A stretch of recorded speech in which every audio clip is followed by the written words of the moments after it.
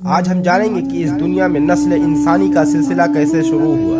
हजरत आदम अलैहिस्सलाम जन्नत में तन्हा रहते हुए बेचैनी महसूस करने लगी, तो तसल्ली के लिए अल्लाह ताला ने उनकी बाईं पसली से हजरत हव्वा अलैहिस्सलाम को पैदा किया और उन दोनों को हुक्म दिया कि इस दरख्त के अलावा जन्नत की तमाम नेमतों का इस्तेमाल करो। शैतान ने वसवसा डालकर बहकाया कि इस दरख्त की खसूसियत ये है कि उसका फल खाने के बाद तुम हमेशा जन्नत में रहोगे।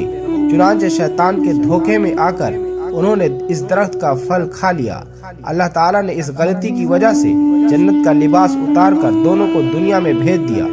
हजरत आदम अलैहिस्सलाम अपनी गलती पर बहुत शर्मिंदा हुए और एक मुद्दत तक तौबा व इस्तिग़फ़ार करते हुए अल्लाह के सामने रोते रहे। फिर अल्लाह ताला ने उनकी तौबा कबूल फरमाई। उसके बाद दुनिया में हजरत आदम अलैहिस्सलाम और हव्वा अलैहिस्सलाम ही से नस्ल इंसानी का सिलसिला शुरू हुआ।